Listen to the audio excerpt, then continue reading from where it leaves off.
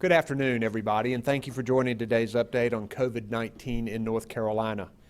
As of today, we have 140,824 lab-confirmed cases, 1,763 new cases reported since yesterday, 1,070 people in the hospital now, and sadly, 2,287 people who have died.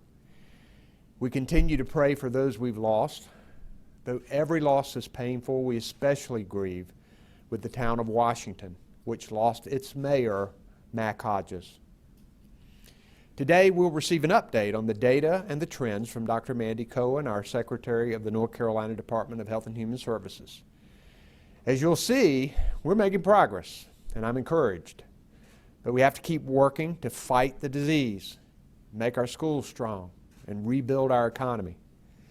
Staying safe and halting the virus spread must continue to be priorities.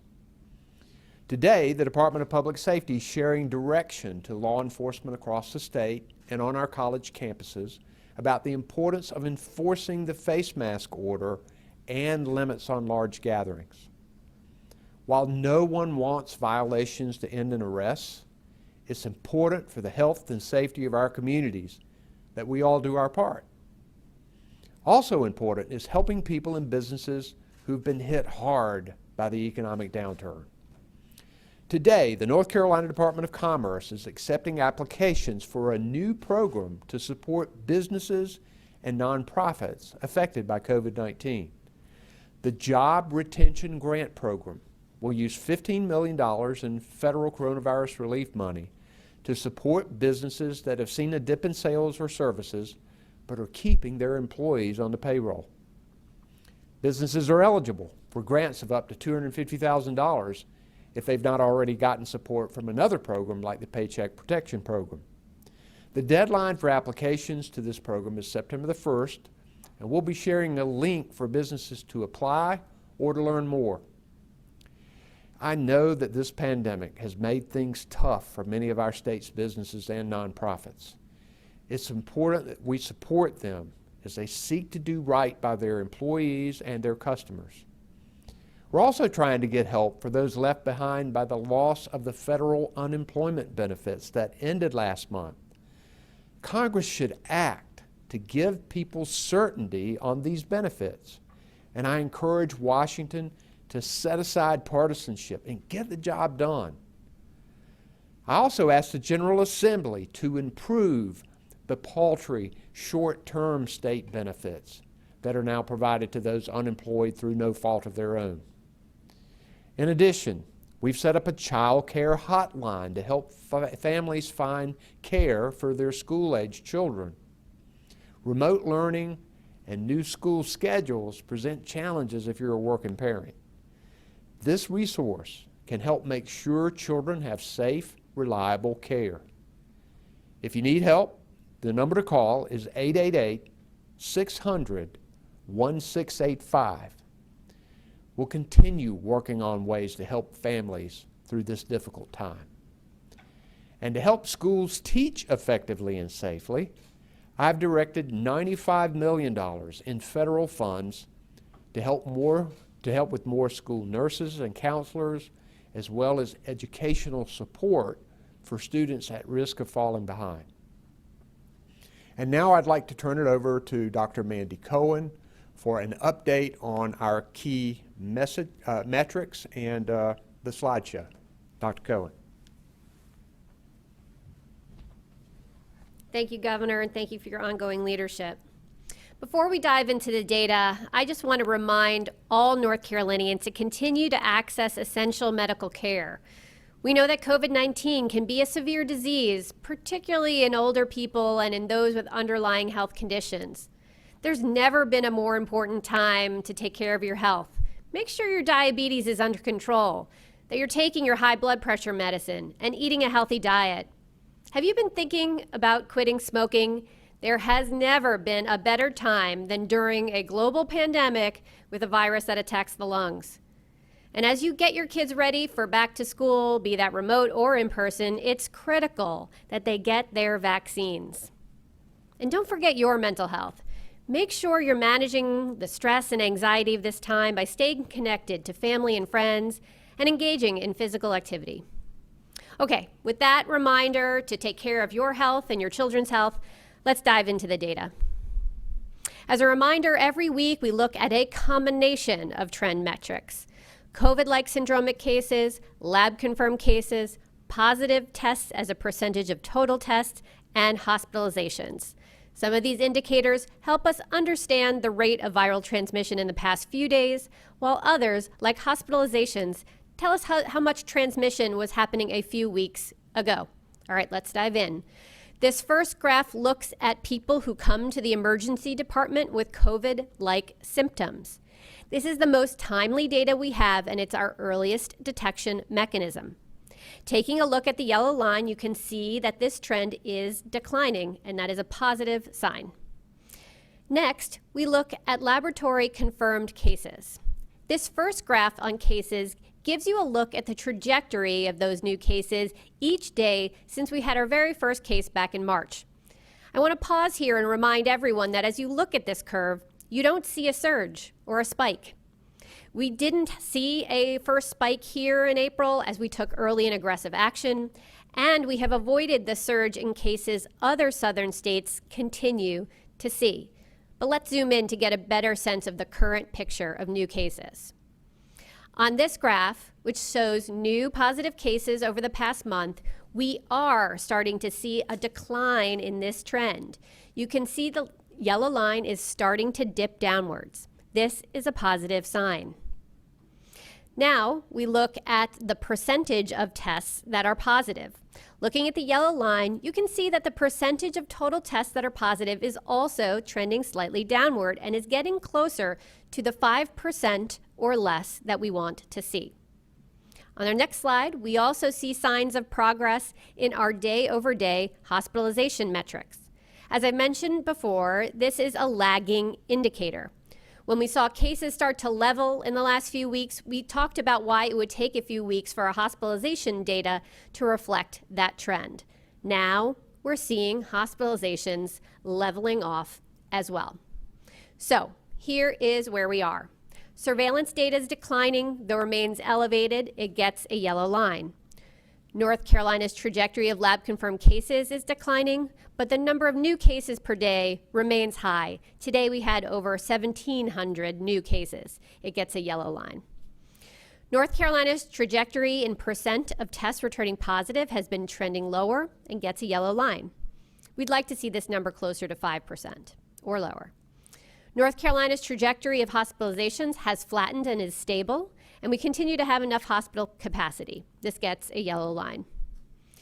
Now we get to the capacity numbers, and the first capacity indicator is testing, which gets a sideways arrow. Yesterday, we announced corrections to the state's total completed COVID-19 test counts after discovering a discrepancy between electronic and manual reporting of test data that had been submitted by the company LabCorp. This data discrepancy did not impact any of those key metrics I just reviewed, but it did show that we've done fewer overall tests in North Carolina than we had previously reported. We have also been seeing a slowing of testing in the last 7 to 10 days, and even with our improving trends, we know increasing testing is key.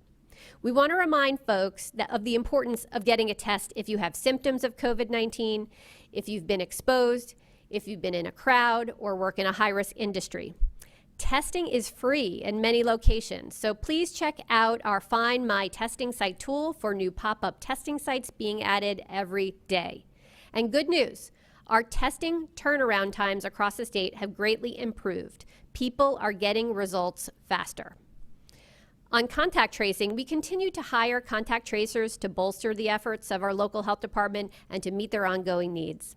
Our PPE supplies remain stable, and we can continue distributing that PPE across our state. So overall, our trends tell the story of sacrifice and hard work that has allowed us to see the start of declines in our key metrics. But remember, this progress is fragile. As our colleges and universities bring students back to campus and our K-12 public schools kick off the school year, we will face a new test. More people will be in close contact and moving around in our communities, and that means the potential for viral spread. But we are smarter and more committed to beating this virus than ever before. So we will continue this hard-fought progress with 3 simple acts of kindness, our 3 W's: wearing a face covering, waiting 6 feet apart, and washing your hands. Wear, wait, and wash. Thank you, Governor.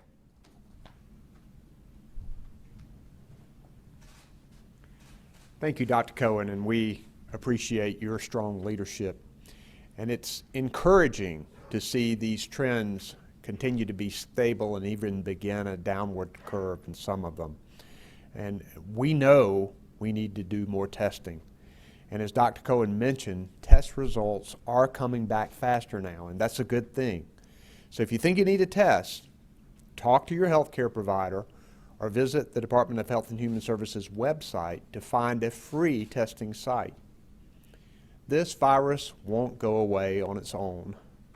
North Carolinians have made sacrifices, big and small, to help slow the spread and protect each other.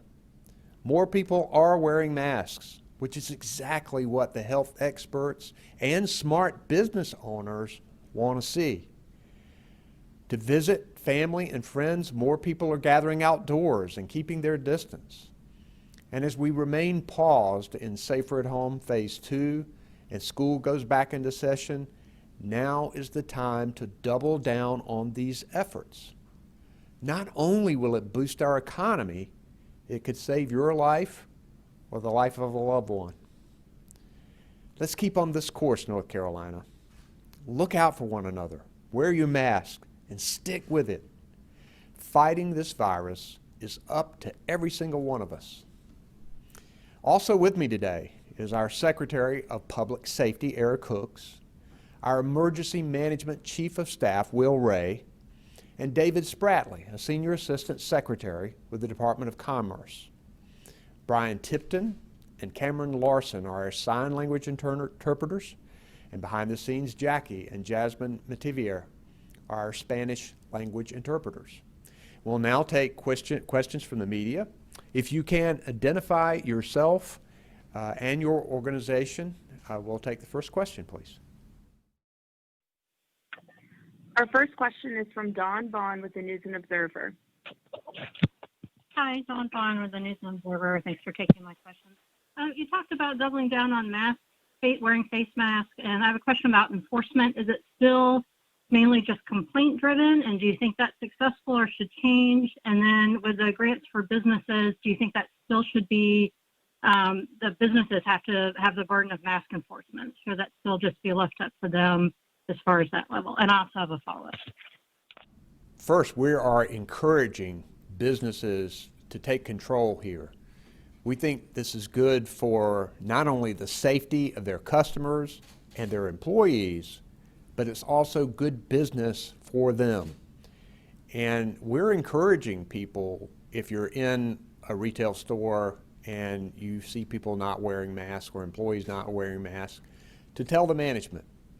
We're also informing law enforcement, and Secretary Hooks, I'm going to ask him to come up and say a word or two. He's already getting word out to law enforcement about ways to approach this so that we can get more people in compliance. We've already seen the numbers, the correlation in flattening things out and stabilizing and even seeing a beginning of a decline. We know that that's related to face mask wearing and social distancing. So we want law enforcement to be more involved in this process. So I'm going to let Secretary Hooks say a word or two about what he is telling law enforcement across North Carolina. Secretary Hooks?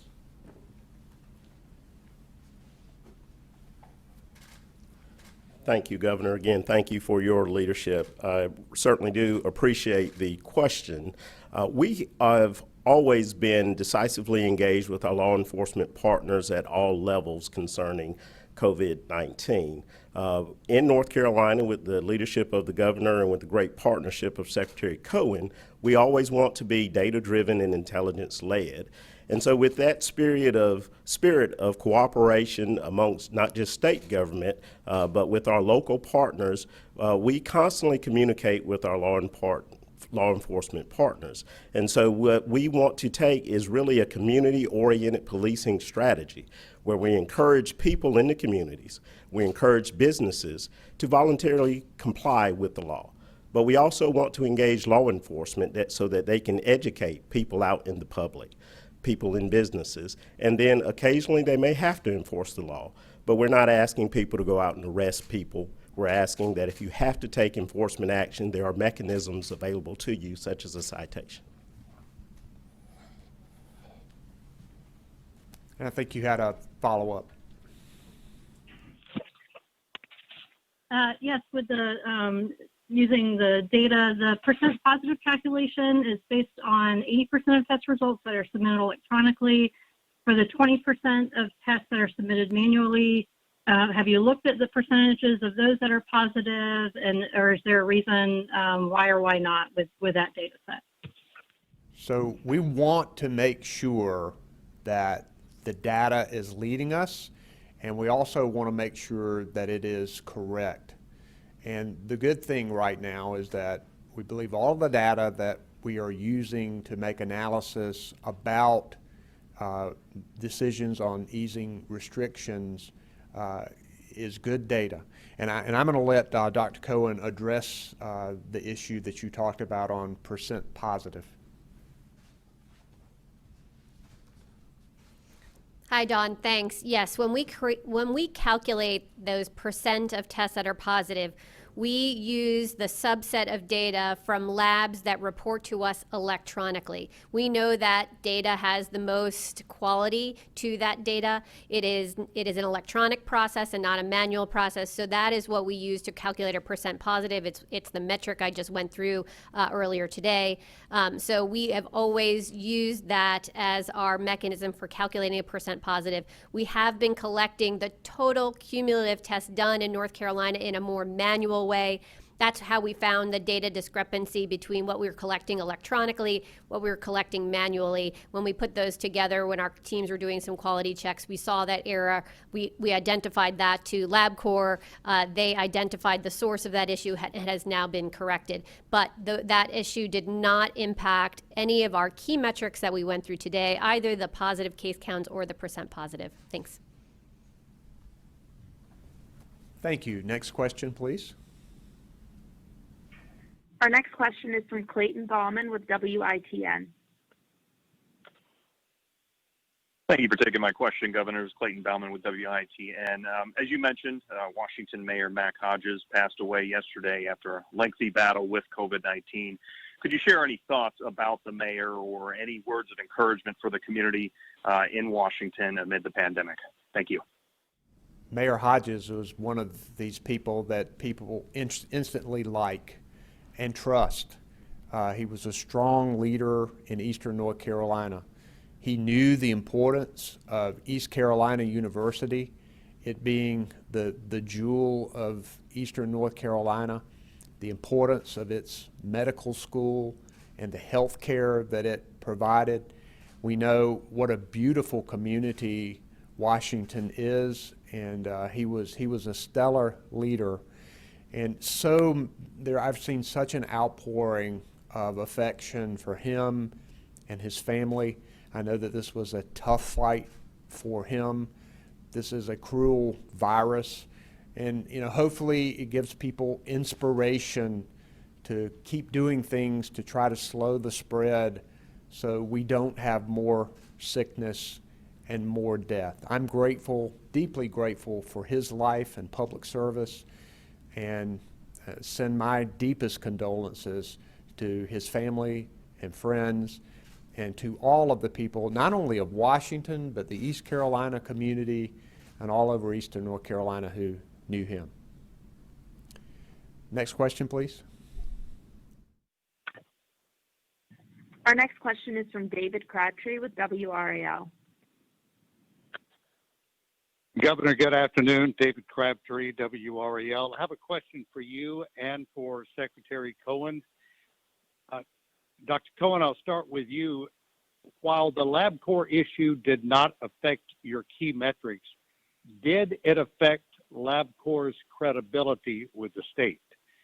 And Governor, to you, while the Big Ten and the Pac-12 have said no football this fall, the ACC so far is full steam ahead. You're a huge Carolina fan. Do you plan to go to a game at Kenan Stadium, not sitting in the chancellor's box or with the Board of Governors, but sitting in the stands with the fans? Would you be comfortable doing that? First, these are very difficult decisions, not only in our colleges, but our high schools. I love sports. I played team sports in high school, football and basketball. I know the benefits that it brings for children and young people in college. So I think we all want to get back to it as quickly as possible. We know, however, that we have to keep the health and safety of the students, the faculty, the coaches, first and foremost in our minds. And I think there is more time that is going to go by as they look at numbers and look at the situation. They'll be able to make this decision. We also know that having a lot of people in one place can cause a super spreader event. So if you have football, then there's got to be some kinds of discussion about whether you have fans at all. If you do, how many you have. Those discussions, I think, would be down the road. But these are difficult issues that the universities are talking about right now. I know our Department of Health and Human Services is glad to offer assistance and opinions to them, just like they did the universities. I'll let Dr. Cohen address the LabCorp question. Hi, David. Thank you. LabCorp has been a very good partner to us in the state. Having one of the nation's largest commercial labs here during a pandemic has been an asset to us here in North Carolina. And I'll remind you that they were submitting data electronically to us. That data was correct. It did not impact our major metrics, nor did it impact LabCorp's ability to get results back accurately to patients and doctors. They were submitting a different process to us manually. That was an unfortunate miss on their part and an error. And we've now identified that, we've corrected it going forward, and we look forward to working in partnership with LabCorp going forward.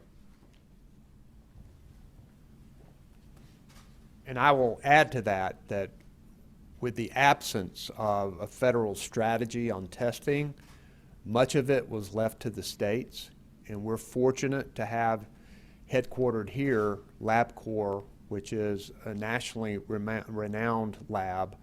I don't know what we would have done without them. They took a huge load off of the state and allowed us to test more people, which has been and continues to be desperately needed. In addition, we appreciate the thousands of jobs that LabCorp provides for working families in North Carolina and have appreciated their good work on this and other things. Next question, please. Follow-up, David Crabtree, WRAL. Governor, last week we spoke with Chancellor Guskowitz about what Kenan might look like this fall, and he said that he had been working with Dr. David Weber of UNC and infectious diseases to try to work out a plan. So I do renew the question in all seriousness. If it goes forward, are you comfortable taking your family to a football game at Kenan Stadium? Well, first we'd have to see what kind of plan that they put forward. And secondly, I think at this point, I'm going to be too busy in making sure that we're making the decisions to move our state forward, making decisions with emergency management. I just don't think I would have time to go to a football game even if I wanted to. Dr. Cohen, has there been any discussion I don't think there's been any discussion about that with the university, but we look forward to having those conversations if they want to have them. Next question, please. Our next question is from Kenny Beck with WXII.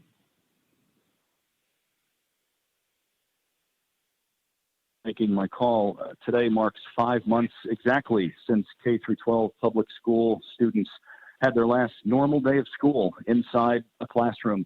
Many districts around the state are opting to do the first month or so of the new school year with more e-learning from home, with the hope to return maybe in September or October.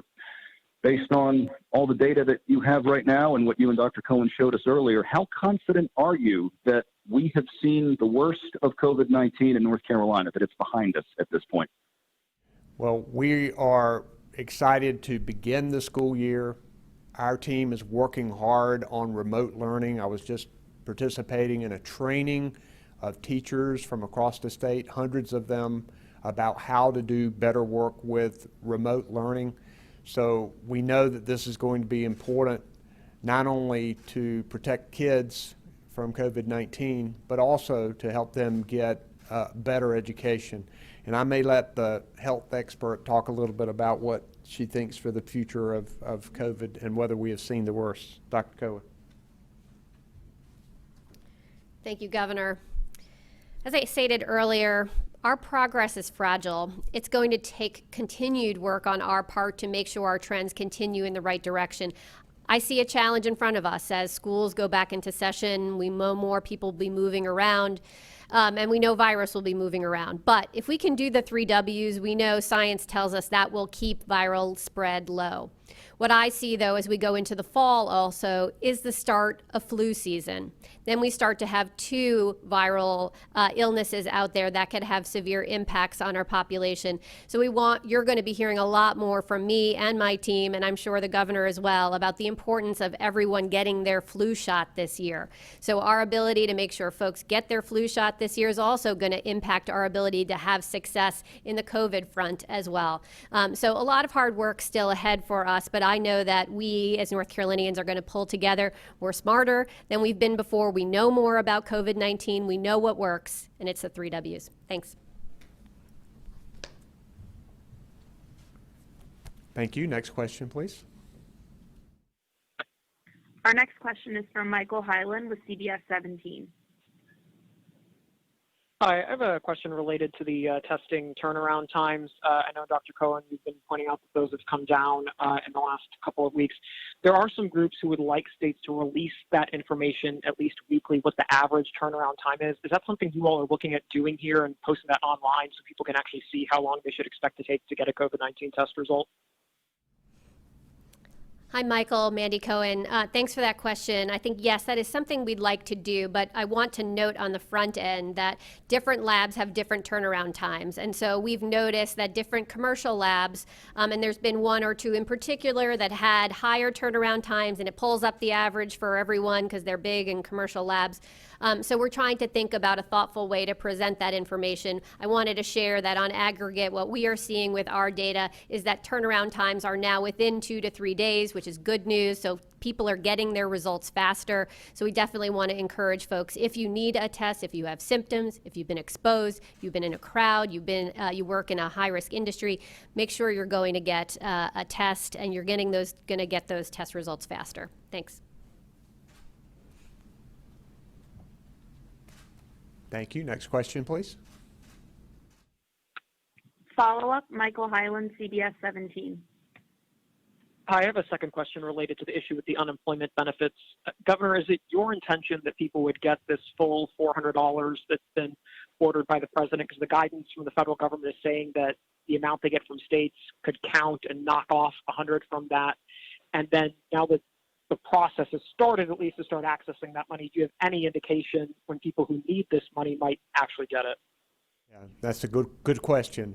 First, we need to get unemployment compensation to the people who need it, people who are hanging by a thread and need to put food on their table and pay the rent. And it's unconscionable that the president and Congress have not reached an agreement to fund the program that is already there. You know, we want that $600 per week to keep coming to North Carolina, but obviously they're in a stalemate.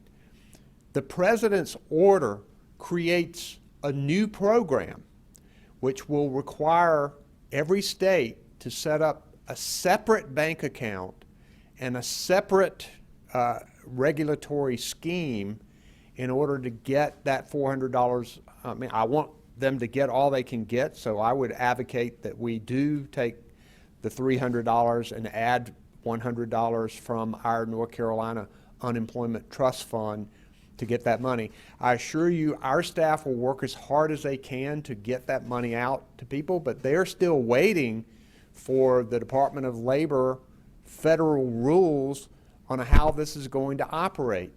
Because one thing that I have said to our members of Congress and our U.S. senators, don't create more programs here. Already this is difficult enough for states to administer because of the overwhelming amount of people who've lost their jobs. Fund the programs that we've already set up. And you know, if there's no other choice, and if Congress and the President can't agree on funding this program, then we're going to continue to proceed forward, try to set up this new process, try to get this $400 supplemental money to people as quickly as we possibly can. But I'm going to continue to urge Congress and the President to agree on funding this program we already set up. And then secondly, we have to get our state legislature to do better on the state benefits. Most people are running out of their payments after 12 weeks. They're capped at $350 per week in North Carolina. That cap needs to be raised.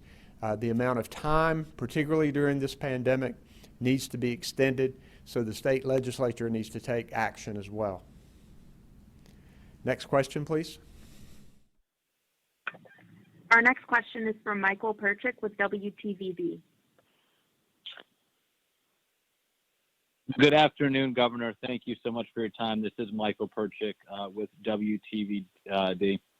We know the state is tracking deaths. It's one of the metrics that has been mentioned by Dr. Cohen in past briefings. Can you give us any sort of indication at this point of what we're seeing there and how the death rate is looking for our state compared to other states?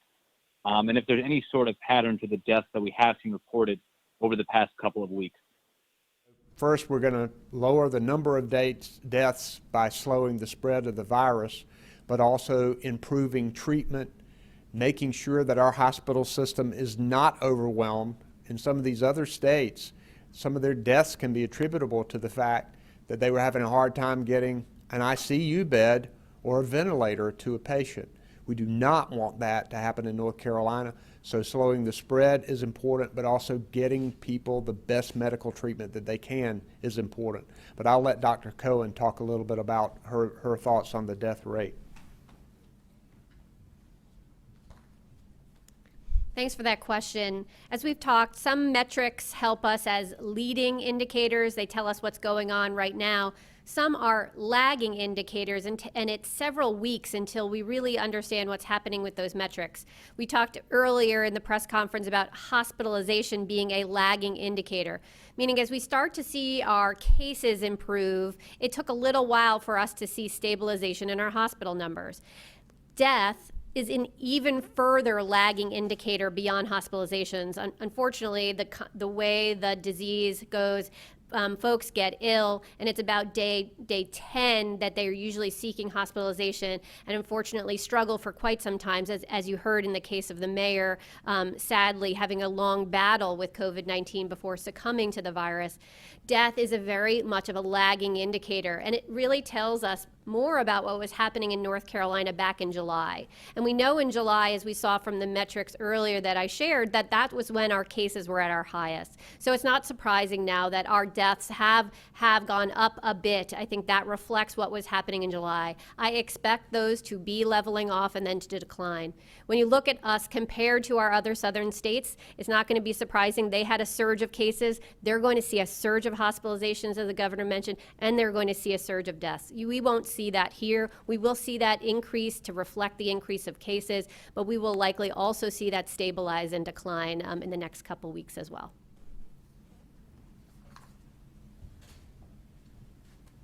Thank you. Next question, please. Our next question is from Sharon Van Zwieten with Spectrum.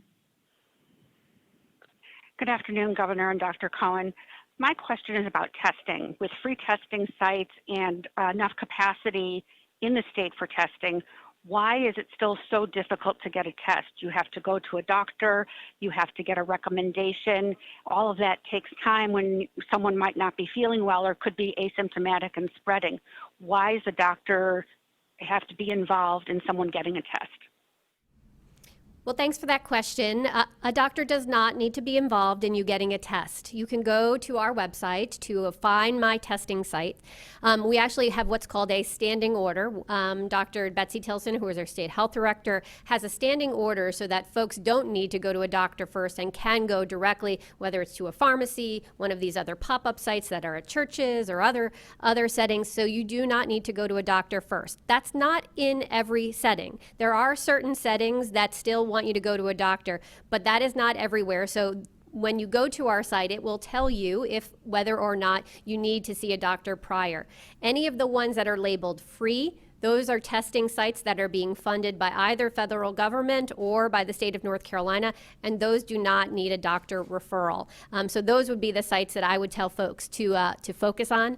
Certain sites want you to sign up ahead of time to make an appointment just to make sure that they are managing crowd control, right? Some of this is about social distancing and not wanting to overwhelm, but we do not require you to go to the doctor first before getting testing. We knew in North Carolina that would be particularly challenging. Unfortunately, in North Carolina, as you know, we have not expanded Medicaid, so we have a much higher uninsured rate, which means we know folks are not connected to doctors, and we do not want that to be a barrier to getting testing. So do visit our website, do look for those free testing sites, and you do not need to go to a doctor first before going to them. Thanks. And the legislature could easily expand Medicaid when they came back September 2nd. Next question, please. Follow-up, Sharon Van Zwieten, Spectrum News. When there was a lag in the testing, there were complaints that the federal government was not doing enough, or that the state needed the government to do more in getting assets to the state for the testing. Is the increased testing capacity due to more contributions from the federal government? Thank you. We have gotten some assistance from the federal government. What we remain concerned about is the lack of a federal strategy.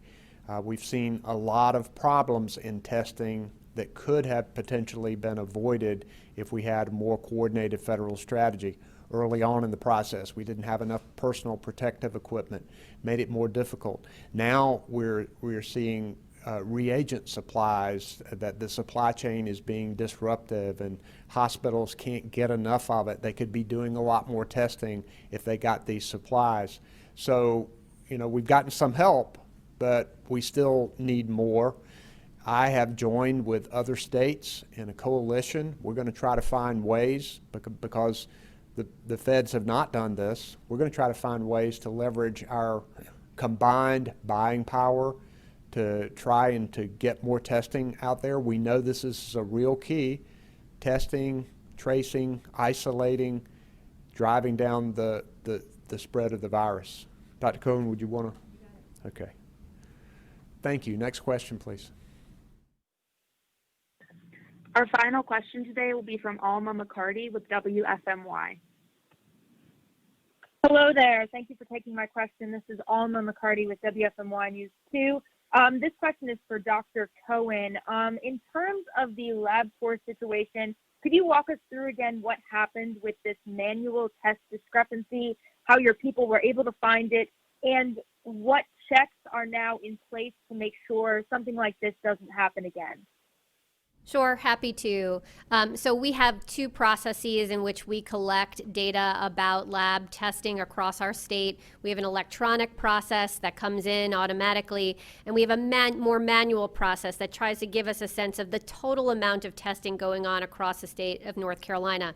And this was done because when we were standing up our urgent response to COVID, we did not have a data system that was meant to capture positive and negative tests. It was only meant to capture positive tests.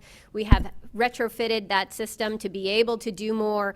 And as we brought those systems together, the manual process and the electronic process, that's when our teams noticed the discrepancy in the data that LabCorp was providing. They were providing us two different numbers each day. Then we asked LabCorp to help us understand that discrepancy. It's when they identified an issue in how they were pulling their manual data and reporting it to us. But again, all of their electronic submissions, which power our key metrics, that was all accurate, and so our key metrics remain unchanged. And going forward, as the reason we were bringing our teams together was so that we can take the manual process out and rely more on our electronic process, because as we do data improvement and make sure that we focus on data accuracy, we always want to be doing system improvement so that we take people out of the process. When there are people in processes, people are human, people make errors, and so we know that we wanted to get to that more automated electronic process. So that's what we've been doing. That's what we will continue to do, is make improvements to that electronic and more automated process to make sure that we have the quality checks that we can do going forward. Thank you. Thank you all very much for being with us today. Stay safe and healthy, abide by the 3 W's, and let's slow the spread of this virus. Thank you very much.